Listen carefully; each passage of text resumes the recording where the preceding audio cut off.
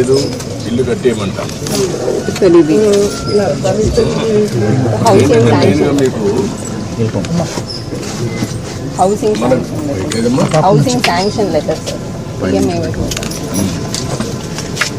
ఇప్పుడు ఇల్లు కూడా ఒకటి శాంక్షన్ చేస్తున్నారు, కట్టిస్తారు. ఆయన పాములు సార్ ఆయన పేరు మీద వచ్చింది. కట్టేసింది సార్, మన పార్టీ తరఫునే మనకి. ఇప్పుడు ఇది తీసుకోండి అమ్మా, మీరు సిఆర్డిఏ మీరు కలిసి ఏరియాలో ఉండే వాళ్ళకి ఇండ్లు ఇలాంటి వాళ్ళకి కొంతమంది కట్టుకోలేని కట్టిద్దాం. Okay yes sir.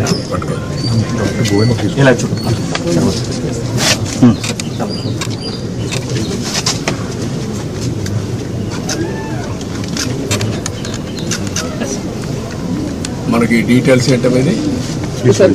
So this is basically beneficiary led construction sir. But మీరు అన్నట్టు ఇంకా వాళ్ళు కట్టలేకపోతే మనం పాలసీ ద్వారా ఇంకెవరి ద్వారా అటాచ్ చేసి చేయాలి sir. What is the amount 1.8 sir. 1.8 lakhs. నేను ఇల్లు కట్టియమంటాను, చెప్తాను, కట్టి మీకు ఎట్లా చేయాలో చేస్తాను అన్నట్టు చేపిస్తాం.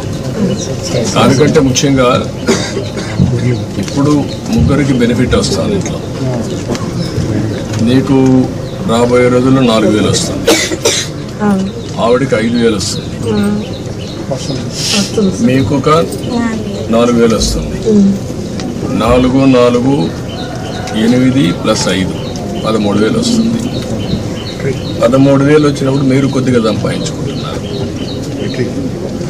వీళ్ళిద్దరిని చదివించుకొని వాళ్ళకి చదువుకు అవన్నీ ఏం చేయాలో అవన్నీ చేస్తూ ఉంటారు గవర్నమెంట్ కూడా. కానీ 10 రూపాయలు సంపాదించుకునే మార్గం ఎందుకు ఆలోచించకూడదు? మీరు మీ కష్టార్జితంతో మీరు బతుకుతున్నారు. ఒక్కసారి పిల్లల్ని బాగా చదివించారనుకో మీ జీవితాలు మార్గం. ఇంకా డబ్బులు సంపాదించే మార్గం ఏంటి? నేను అన్నీ ఆలోచిస్తున్నా. పేదరికం లేని సమాజం అంటే ప్రతి ఒక్కరికి కూడా కనీస ఆదాయం సంపాదించే మార్గం మీకు చూపించాలనేది నా ఆలోచన. లేకపోతే మీ జీవితంలో ఇదే మరికి పుడతారు, ఇదే మరి చనిపోతారు. ఈ పిల్లలు కూడా ఇప్పుడు చదువుకుంటున్నారు. కనీసం ఏదంతవరకు మంచి పని చేశాం, అది శుభసూచకం. ఈ పిల్లల భవిష్యత్తు బాగుంటుంది. ఏంట్రా మీరు ఆలోచిస్తున్నారా? ఏం ఆలోచిస్తున్నారు? బాగా బాగా చేయాలని ఆలోచిస్తున్నావు. ప్రతిరోజు చదువుకుండా బాగా క్లాసులో మంచి ర్యాంక్ వస్తుందా? ఎంత వస్తుంది? 310 వచ్చాయి 500కి.